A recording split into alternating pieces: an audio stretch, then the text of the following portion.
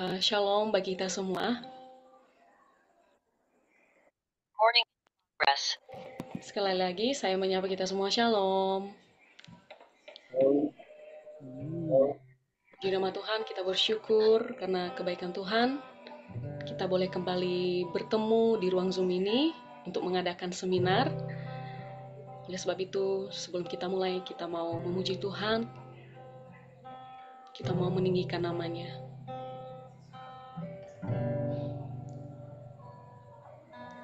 Jadikanku indah dan semakin indah bagimu, Yesus, menjadikanku indah, menjadikanku indah dan semakin indah bagimu, menjadikanku indah, menjadikanku indah dan semakin indah bagimu.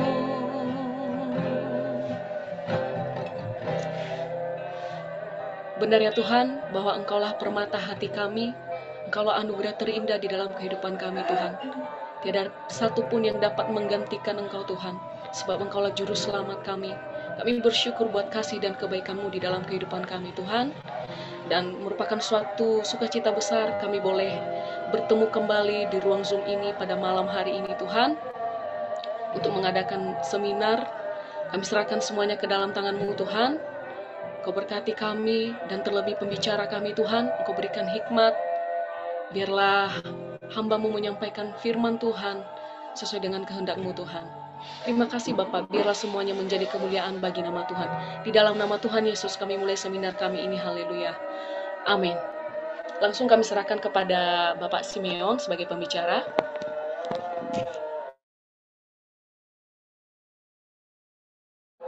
Mohon maaf Pak, mic-nya masih di mute. Buat Pak Pendeta dan adik rohani saya, Sinuyu Warubu. Oke. Kali ini saya diberi sedikit tugas oleh Nuyu untuk membawakan materi pengajaran ya. Saya nggak berani bilang ini seminar, karena ini sebenarnya hanya buat saya sih pengajaran biasa yang berjudul Makna Paskah, Misteri Kematian Kristus. Tapi sebelum itu saya mohon konfirmasi apabila suaranya, karena saya di sini agak sulit ya, suaranya sinyal putus-putus, lalu hujan kayaknya cukup mengganggu komunikasi. Jadi mohon diinformasikan apabila ada gangguan suara. Baik Pak. Oke, suara saya jelas? Jelas Pak, jelas Pak. Apakah Oke, pembahasan malam ini ada tentang makna Paskah, misteri kematian Kristus. Saya membahas beberapa materi. Di antaranya yang pertama kita akan bahas ada karikatur Paskah. Lalu yang kedua kita masuk ke sebenarnya makna Paskah, makna dan sejarah itu apa. Lalu yang ketiga kita bicara tentang keterkaitan Paskah Kristen dengan Paskah Yahudi. Setelah itu kita sebutkan, dan saya dengar juga ada tanya jawab ya. Kalau memang saya waktu mengizinkan, saya mungkin akan jawab, tapi bila tidak, saya coba akan kirimkan jawaban mungkin via Saudara Nuyu. Oke, kita buka bagian pertama. Yang pertama karikatur Paskah. Beberapa tahun lalu mungkin teman-teman sempat mendengar ya bahwa ada sedikit karikatur tentang Paskah yang menyatakan bahwa Paskah itu sebenarnya adalah perayaan hari ulang tahun Dewi Ishtar. Dewi Ishtar ini adalah dewi kesuburan dalam mitos Mesopotamia. Mereka mengaku bahwa Ishtar di gereja Barat, maka disebut sebagai Easter, itu adalah dia nama Dewi Ishtar, Dewi kesuburan di Mesopotamia. Saya juga agak sedikit kaget dengan pada dasarnya istilah Easter di gereja Barat biasanya dipakai di section di Inggris, di Australia dan di Amerika. Mereka sebut sebagai Easter. Kadang-kadang ada ucapan Happy Easter. Itu mereka kaitkan dengan Dewi Ishtar dari Mesopotamia. Dan orang-orang seperti ini sebenarnya orang-orang yang bikin karikatur seperti ini sebenarnya orang-orang yang buat saya sih nggak ngerti sejarah ya. Karena sebutan Paskah itu akan muncul baru-baru ini muncul di dalam catatan bapak-bapak gereja di abad kedua. Kita melihat catatan bahwa terjadi perdebatan antara Polikarpus dengan Paus Anisentus 55 terkait tanggal penetapan Paskah. Yang Paskah itu bukan baru zaman abad ke-6 ya, karena istilah Easter itu berasal dari tanah suci gereja Barat. Gereja di Barat, Jana Suci Patrick itu dia menggunakan istilah Paskah itu dengan Easter. Jadi itu sebabnya gereja Anglo-Saxon menyebut Paskah itu sebagai Easter. Itu tidak ada hubungan dengan Dewi. Karena istilah Easter ini baru muncul di abad kalau nggak 6 ke 7 ketika Jana Suci Patrick menyebut Paskah itu sebagai Easter di gereja Barat.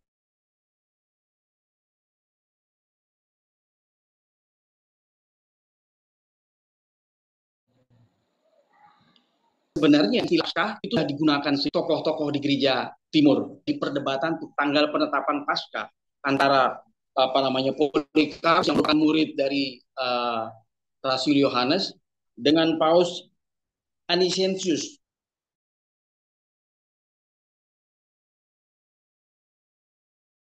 Jadi ketika kita mendengar karikatur-karikatur seperti ini, kita terus jadi bingung sendiri. Itu berasal dari Dewi Ishtar yang merupakan Dewi kesuburan, istri dari dewa Babylon ya, dewa Baal dari Babylon. Jadi jangan sampai kita sendiri nggak bisa paham kenapa sampai istilah Paskah itu diplesetkan menjadi penyembahan di istilah Ishtar, Dewi Ishtar. Oleh sebab itu bukan hal aneh ya kalau kita lihat bahwa banyak orang membuat banyak karikatur. Natal juga dibikin karikatur bahwa Natal itu adalah penyembahan dewa matahari. Lalu Paskah ini adalah hari ulang tahunnya Dewi Ishtar. Ini semua dilakukan oleh orang-orang yang sebenarnya nggak ngerti sejarah. Mereka nggak paham apa itu sejarah. Bahwa istilah Paskah itu sudah ada sejak abad kedua, bukan baru muncul di abad ke-6.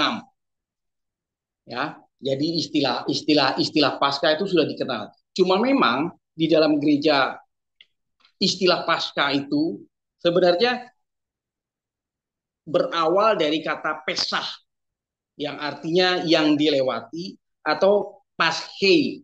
Paschei itu adalah bahasa Yunani. Kalau Pesah tadi adalah bahasa Ibrani yang artinya yang dilewati, dan Paschei itu adalah bahasa Yunani yang artinya yang menderita. Jadi istilah Paskah itu berasal dari dua kata ini. Pesah yang dilewati atau Paschei yang menderita. Dari mana kita bisa merujuk istilah ini? Dari mana awal mulanya? Kita harus merujuk itu kembali ke zaman di mana kerajaan Mesir ketika itu dijajah oleh salah satu suku bangsa Asia Barat yang bernama Hyksos. Itu sekitar 100 tahun 1638 sampai tahun 1530 sebelum Masehi. Di tahun itulah kita melihat, kita mendengar bahwa Yusuf dijual oleh saudara-saudaranya ke Mesir. Setelah dijual, kita mendengar bahwa Yusuf kemudian menjadi orang kepercayaan dari salah satu raja Hyksos, sehingga dia menjadi menteri utama di situ. Dan kita lihat juga di zaman kejayaan itu Yusuf membuat kerajaan Mesir terhindar dari masa kelaparan yang cukup panjang. Saat itu Mesir sedang dijajah oleh bangsa Hyksos. Ini salah satu bangsa dari Asia Barat. Lalu Israel berpindah ke Mesir, Yakub dan anak-anaknya berpindah ke Mesir, dan mereka bertumbuh menjadi satu bangsa yang besar di sana. Sampai akhirnya Yusuf mati. Saat Yusuf mati, kekuasaan Raja Hyksos di Mesir itu ditundukkan oleh Raja Mesir sendiri. Jadi akhirnya Raja Hyksos ini dipaksa keluar dari Mesir, dan Mesir dikuasai oleh oleh Firaun yang memang berasal dari Mesir sendiri.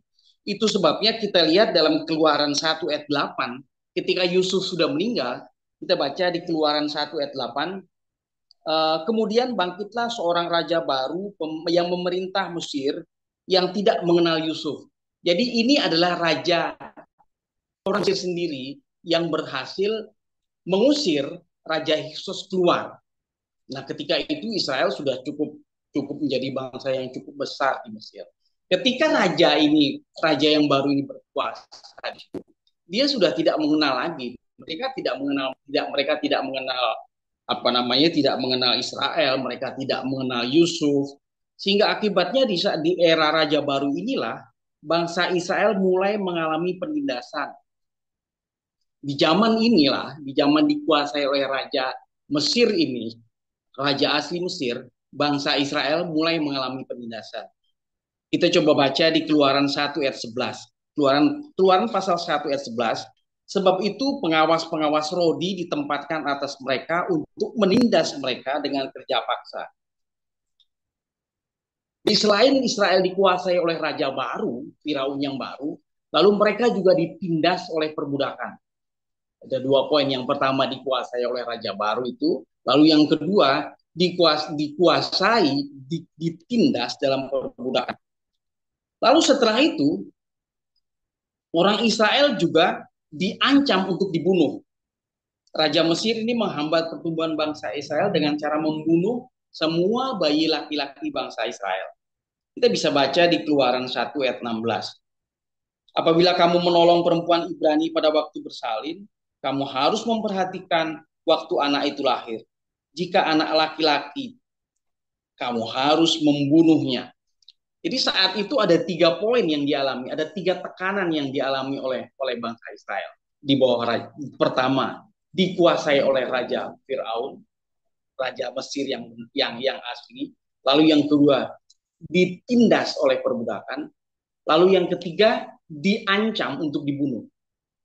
3 hal ini yang membuat Allah mengutus Musa untuk membebaskan bangsa Israel.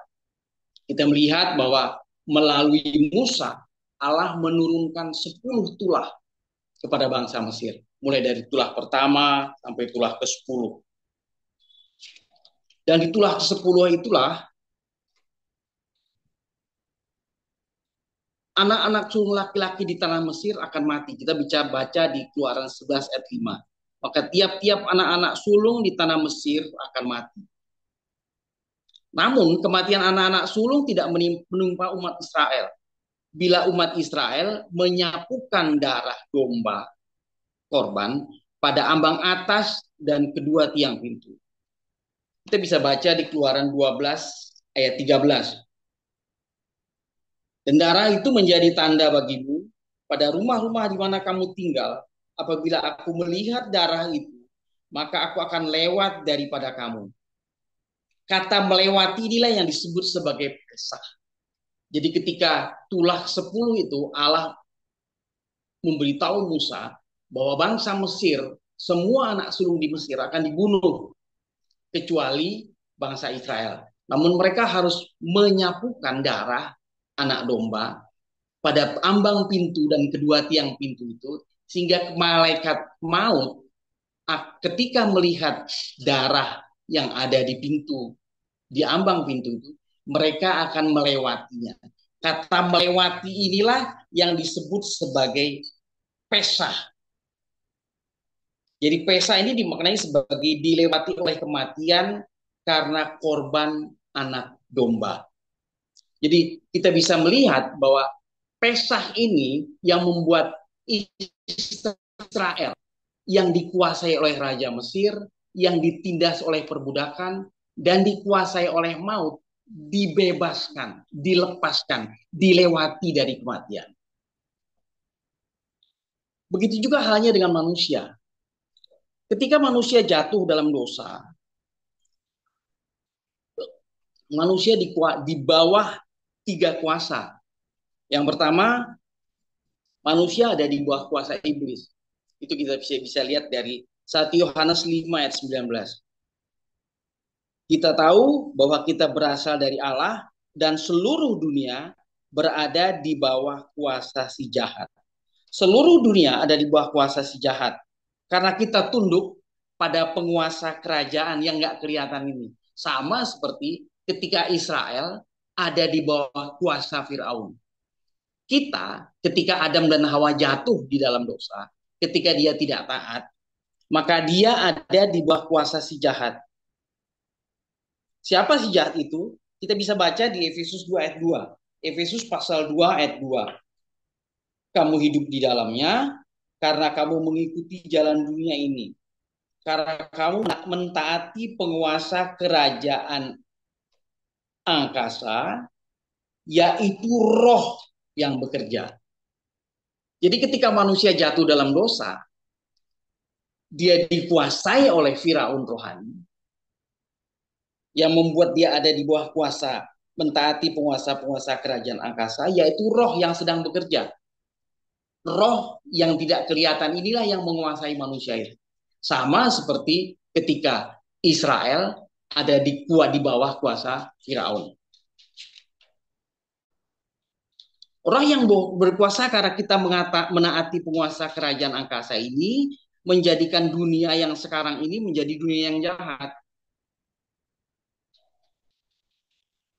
Manusia diperbudak oleh roh tirani dosa.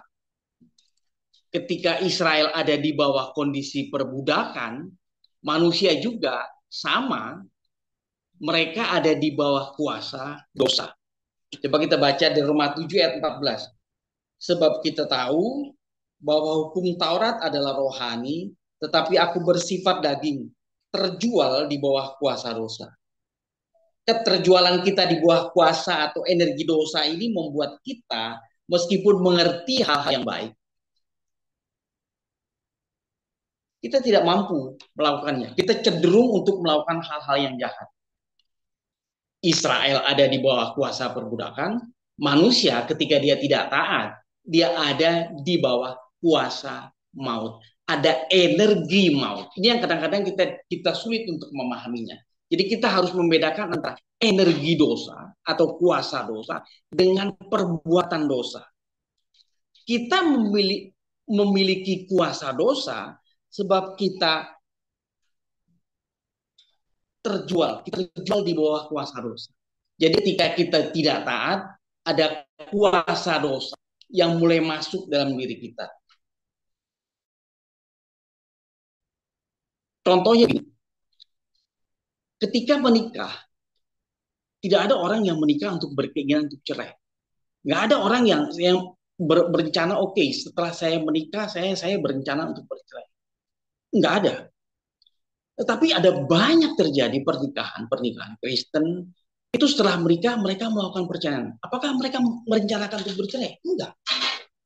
Mereka ada di bawah kuasa dosa itu, sehingga mereka membuat mereka cenderung untuk berbuat dosa, cenderung untuk melakukan dosa. Coba kita baca dari Roma 7 ayat 19 sampai 20. Roma pasal 7 ayat 19 sampai 20. Sebab bukan apa yang aku kehendaki yaitu yang baik. Berarti manusia masih memiliki keinginan untuk berbuat baik. Mereka tahu, kita tahu apa yang baik. Nggak ada orang yang bangun pagi-pagi itu serencana ribut dengan istrinya. Atau bangun pagi-pagi itu ribut dengan temannya. Nggak ada. Semua ingin hari dimulai dengan keadaan yang baik. Kita lanjut di Roma 7 ayat 19. Sebab bukan apa yang aku kehendaki, yaitu yang baik yang aku perbuat. Melainkan apa yang tidak aku kehendaki, yaitu yang jahat yang aku perbuat. Ada kecenderungan karena kuasa dosa itu membuat kita tahu yang baik. Tapi kita tidak seperti nggak punya kuasa untuk melakukan yang baik. Kita selalu mau membuat sesuatu yang jahat. Ayat 20-nya, di Roma 7 ayat 20. Jadi jika aku berbuat apa yang tidak aku kehendaki, maka bukan lagi aku yang memperbuatnya, tetapi dosa, energi dosa yang di dalam aku itulah yang membuat aku melakukan hal-hal yang tidak benar. Jadi kita seperti ada dikuasai oleh energi dosa. Sama seperti umat Israel itu ada di bawah kuasa perbudakan. Perbuatan dosa, perbuatan tindakan pelanggaran moral ini, itu adalah akibat dari energi dosa. Energi dosa ini yang menjadikan kita budak dosa. Sehingga kita tergadai di bawah dosa. Seperti dikatakan di Roma 7 ayat 14, sebab kita tahu bahwa hukum Taurat adalah rohani, tetapi aku bersifat daging, terjual di bawah kuasa dosa. Karena kuasa dosa itulah kita menjadi terjual. Kita menjadi tergadai oleh kuasa dosa itu. Pada kasus bangsa Israel, kuasa dosa ini, pada kasus bangsa Israel, penebusan dari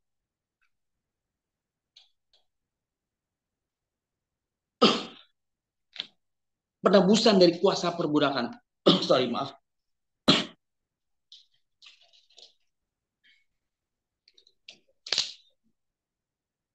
Penebusan dari kuasa perbudakan itu dilakukan oleh Musa. Musa diutus Tuhan untuk menebus umat Israel sehingga mereka lepas dari kuasa Firaun, lalu lepas dari kuasa perbudakan. Sedangkan bagi manusia, penebusnya adalah Kristus. Jadi kita lihat pertama kali tadi, Israel ada di bawah kuasa Firaun, Israel ada di bawah kuasa perbudakan, lalu Israel ada di bawah kuasa maut. Musa diutus oleh Allah untuk mengeluarkan Israel dari 3 kuasa itu. Sedangkan manusia, kita tahu tadi, yang pertama adalah di bawah kuasa iblis, kuasa yang jahat itu. Lalu yang kedua ada di bawah kuasa dosa.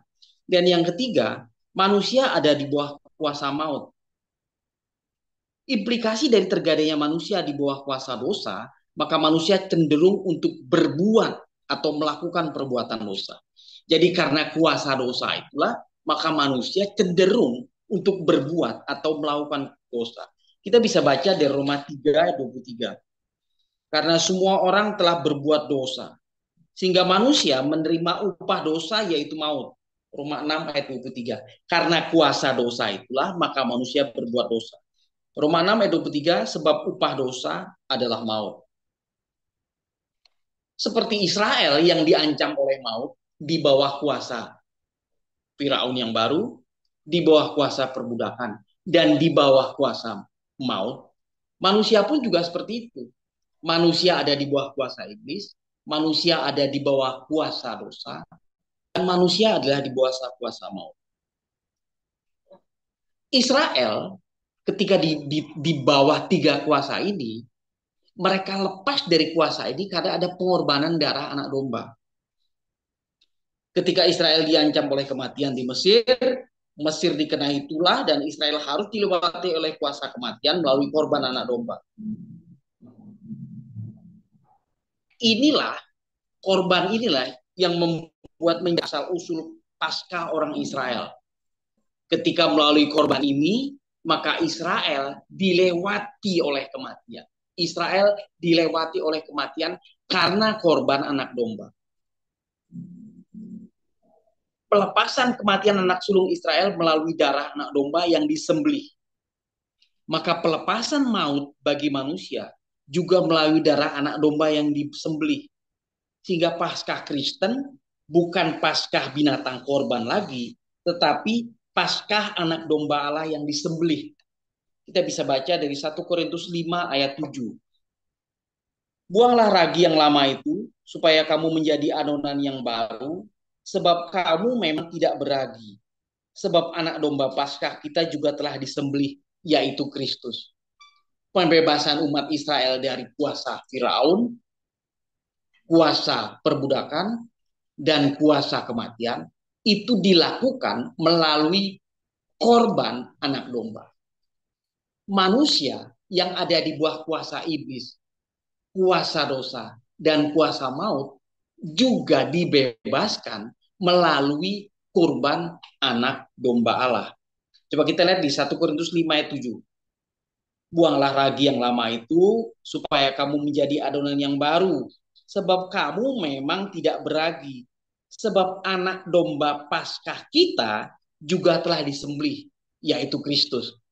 Jadi kita lihat ada persamaan antara korban umat Israel, persembahan korban anak domba untuk membebaskan Israel dari kuasa Firaun, kuasa perbudakan, dan kuasa maut, dengan korban anak domba yaitu Kristus yang membebaskan manusia dari kuasa iblis, kuasa dosa, dan kuasa maut. Yesus ini juga disebut sebagai anak domba Allah. Itu kita bisa baca dari Yohanes 1 ayat 29. Pada keesokan harinya Yohanes melihat Yesus datang kepadanya dan ia berkata, lihatlah anak domba Allah yang menghapus dosa manusia. Dialah yang menjadi anak domba yang membebaskan manusia dari kuasa iblis, kuasa dosa, dan kuasa maut. Kristus juga menggenapi korban anak domba yang disembelih karena Kristus memenuhi prasyarat sebagai domba korban. Kita tahu bahwa korban domba untuk Israel itu memiliki persyaratan. Ada beberapa syarat untuk domba korban. Yang pertama, anak domba itu harus jantan. Kita baca di Keluaran 12 ayat 5. Anak dombamu harus jantan. Keluaran 12 ayat 5, anak dombamu harus jantan. Bandingkan dengan Kristus yang lahir sebagai anak laki-laki. Kita bisa baca di Matius 1 ayat 21. Ia akan melahirkan anak laki-laki dan engkau akan menamai dia Yesus. Jadi syarat pertama domba korban bagi bangsa Israel, domba itu harus jantan. Nah, Kristus sebagai anak domba Allah juga mengendapi. Karena Kristus lahir sebagai anak laki-laki. Syarat kedua, anak domba itu harus tidak bercela. Anak domba Israel yang digunakan untuk persembahan korban sehingga Israel harus keluar dari Mesir itu tidak bercela. Kita baca dari Keluaran 12 ayat 5. Keluaran 12 ayat 5.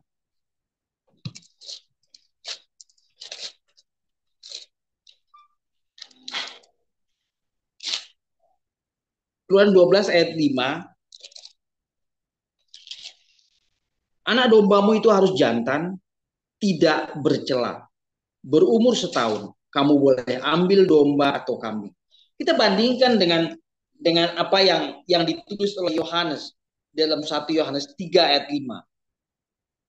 Dan kamu tahu bahwa ia telah menyatakan dirinya supaya ia menghapus segala dosa dan di dalam dia tidak ada dosa. seperti persyaratan anak domba Israel, dia tidak boleh bercela. Kristus juga tidak memiliki dosa. Di dalam dia tidak ada dosa. Kita bisa baca juga di 2 Korintus 5 ayat 21. Dia yang tidak mengenal dosa telah dibuatnya menjadi dosa karena kita. Supaya di dalam dia kita dibenarkan oleh Allah. Dia yang tidak mengenal dosa. Ada kesesuaian antara korban domba Israel yang tidak bercela dengan Kristus sebagai anak domba Allah yang tidak mengenal dosa. Yang ketiga, persyaratan yang ketiga bagi anak domba. Anak domba berumur setahun. Jadi ini domba muda ya. Anak domba itu harus setahun. Kita bisa baca dari Keluaran 12 ayat 5 tadi. Dombamu itu harus jantan, tidak bercela, berumur setahun. Bandingkan dengan Kristus yang berkarya dalam puncak kemudaannya sebagai seorang laki-laki. Kita baca dari Lukas 3 ayat 23. Lukas 3 ayat 23, ketika Yesus memulai pekerjaannya, ia berumur kira-kira 30 tahun. Kalau dalam golongan domba, domba umur setahun itu adalah domba muda. Untuk golongan manusia, puncak kemudaan seorang manusia itu di umur-umur sekitar 30 tahun. Entahkah dia wanita, entahkah dia pria, itu puncak intelektualitasnya, puncak vitalitasnya. Itu ada di usia 30 tahun. Itu adalah puncak kemudaan seorang manusia. Jadi kita bisa lihat kesesuaian antara anak domba yang berumur setahun dengan ketika Kristus memulai pekerjaannya. Ia berumur kira-kira 30 tahun. Kita bisa lihat sedikit demi sedikit sudah mulai terlihat ada kesesuaian antara domba Paskah Israel dengan Kristus sebagai anak domba Allah. Selanjutnya, anak domba itu harus dikurung dulu sebelum dikurbankan. Kita bisa baca dari Keluaran 12 ayat 6. Kamu harus mengurungnya sampai 14 bulan ini. Jadi dari tanggal 10 sampai tanggal 14, anak domba yang akan dikorbankan itu harus dikurung. Kita bisa lihat di dalam catatan Alkitab Perjanjian Baru, tidak ada catatan tentang Kristus setelah usia 12 tahun sampai 30 tahun. Catatan tentang umur Kristus 12 tahun itu dicatat dalam Lukas 2 ayat 42. Mari kita lihat sama-sama. Lukas 2 ayat 42.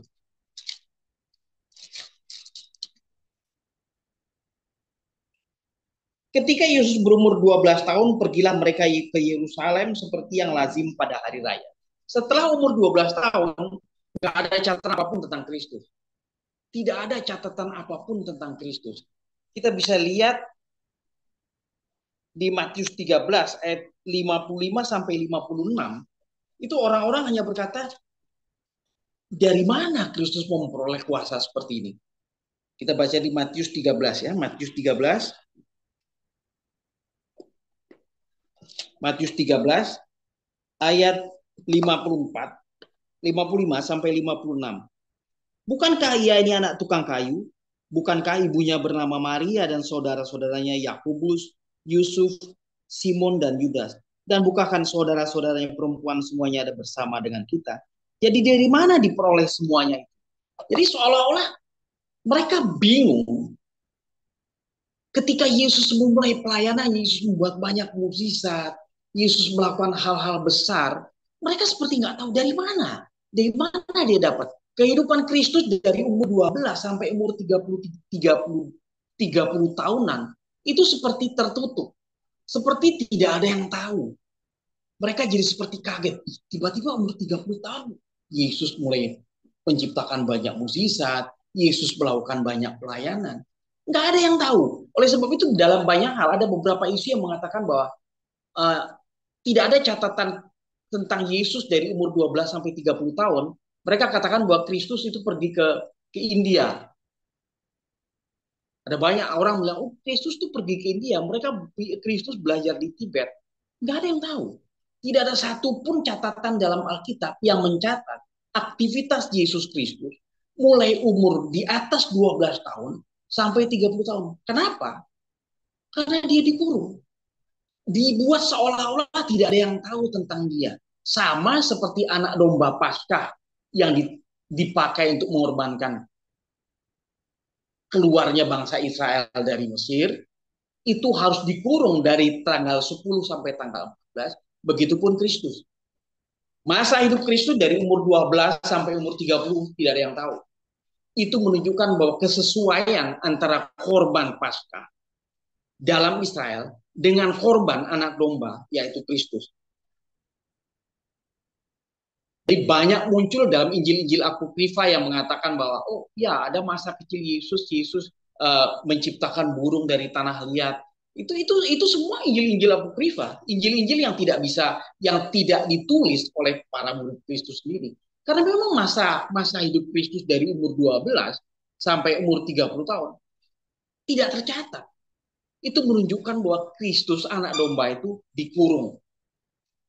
Selanjutnya, perbandingan berikutnya, anak domba yang disembelih itu pada waktu senja. Kita bisa baca dari Keluaran 12 ayat 6 tadi.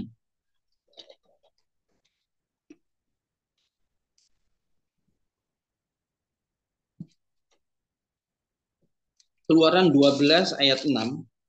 Kamu harus mengurungnya sampai hari yang ke-14 Tuhan ini, lalu seluruh jemaat Israel yang berkumpul harus menyembelihnya pada waktu senja. Jadi korban domba Paskah itu harus disembelih pada waktu senja. Bandingkan dengan jam kematian Kristus. Mari kita baca di Matius 27 ayat 46 dan 50. Ayat 46. Kira-kira jam 3 berserulah Yesus dengan suara nyaring. Eli, Eli, lama sabachthani. Ayat 50. Yesus berseru pula dengan suara nyaring, lalu menyerahkan nyawanya. Kira-kira jam 3 Yesus berseru, Eli, Eli, lama sabachthani. Setelah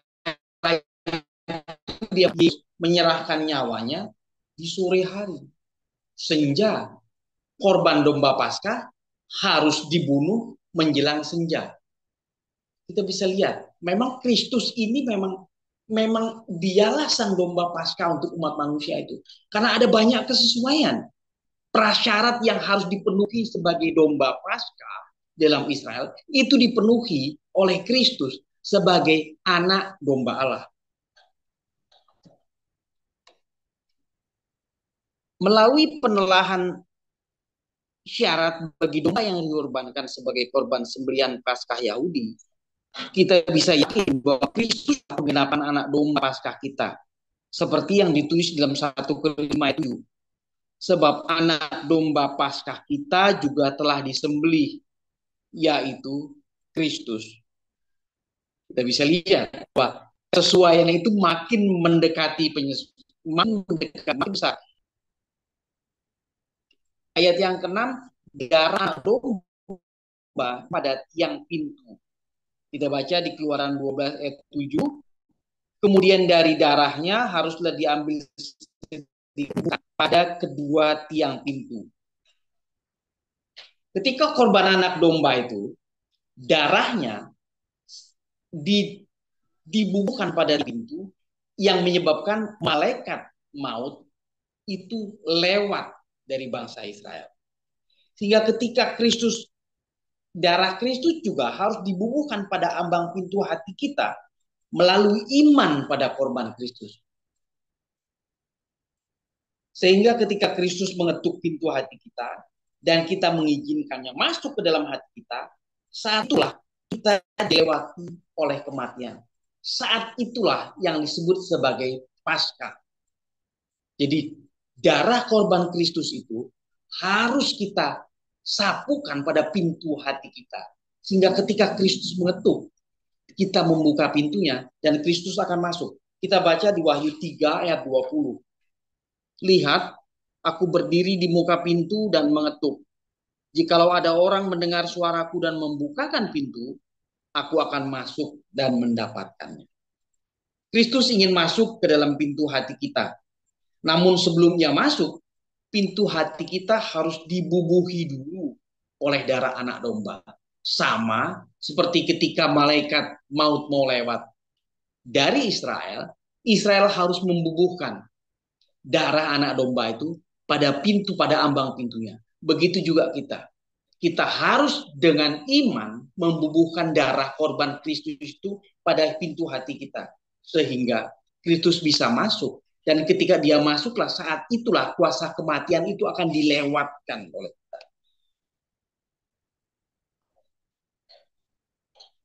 Kristus ingin masuk ke dalam pintu hati kita, namun sebelum ia masuk, pintu hati kita itu harus dibubuhi oleh darah anak domba. Yang maknanya kita harus beriman pada korban Kristus yang melaluinya kita telah dibeli. Kita telah dibeli. Kita baca dari 1 Korintus 6 ayat 20. Sebab kamu telah dibeli dan harganya telah lunas dibayar. Korban Kristus itu yang membeli kita dari kuasa iblis, dosa dan maut. Harga kita sudah dibayar lunas. Kita telah ditebus oleh darahnya. Kita dibebaskan dari energi dosa. Kita bisa baca dari Efesus 1 ayat 7. Sebab di dalam dia dan oleh darahnya kita beroleh penebusan, yaitu pengampunan dosa. Jadi lewat darah Kristus itulah kita ditebus, kita dibeli kembali, kita dibayar kembali. Itu sebabnya kita ditebus. Kenapa kita ditebus? Karena kita sudah terjual di bawah dosa. Kita dilepaskan dari keterjualan atau ketergadaian kita di bawah kuasa dosa. Dari Roma 7 ayat 14 tadi. Inilah yang disebut sebagai penebusan. Kita bisa baca dari 1 Petrus 1 ayat 18 dan 19. Sebab kamu tahu bahwa kamu telah ditebus dari cara hidupmu yang sia-sia, yang kamu warisi dari nenek moyangmu. Maksudnya, yang kita warisi dari Adam. Itu bukan dengan barang yang fana, bukan pula dengan emas atau perak.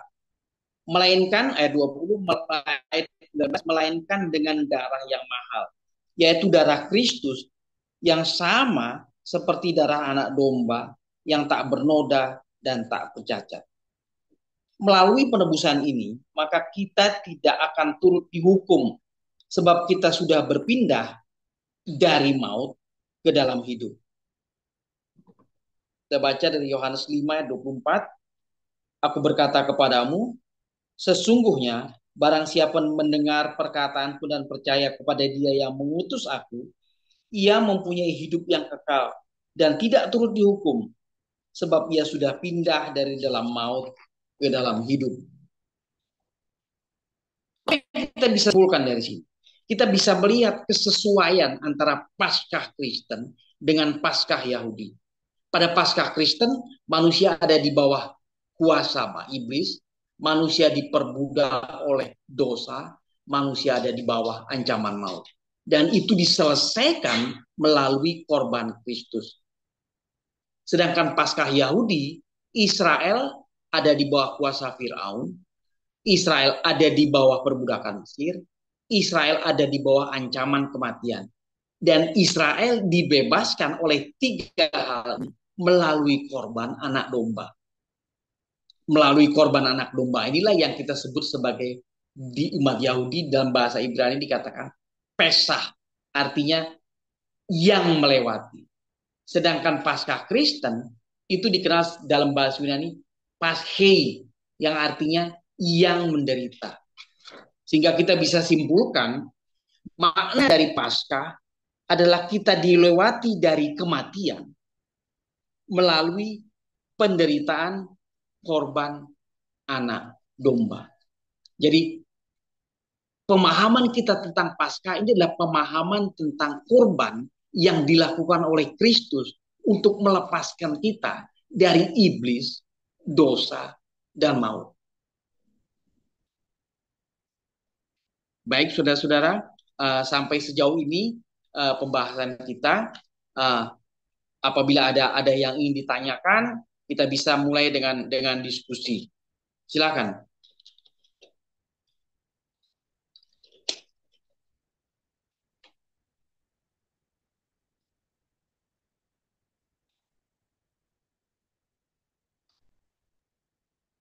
Baik, terima kasih Pak untuk materinya. Kalau misalnya ada pertanyaan dari Bapak Ibu yang sudah bergabung di via Zoom, dipersilakan. Dan apabila juga ada teman-teman yang menitipkan pertanyaan lewat live chat, tetap saya persilakan.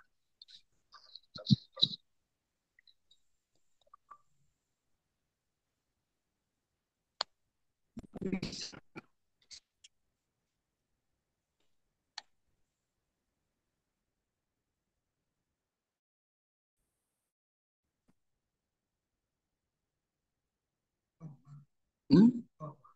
Enggak. Iya, enggak. Iya.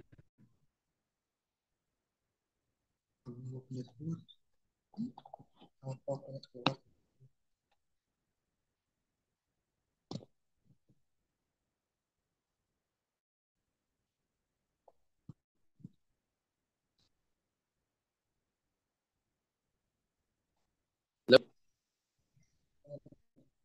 Shalom. Iya, Pak ya. Terdengar, Pak, terdengar.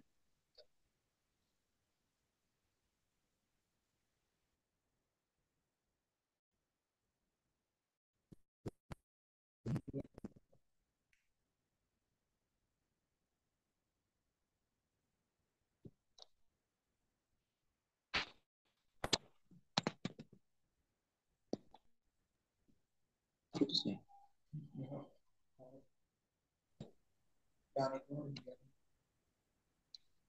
Ya, baik. Kalau misalnya tidak ada pertanyaan dari Bapak Ibu, dari apa yang sudah disampaikan, bisa kita langsung tutup.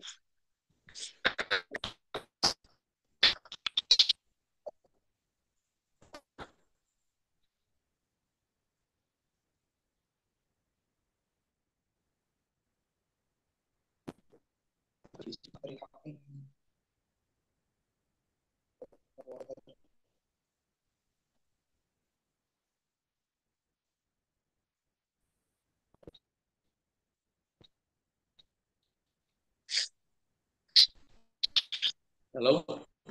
Ya, Pak. Mungkin pertanyaan dari saya aja, Pak. Halo. Ya, halo. Ini jelas.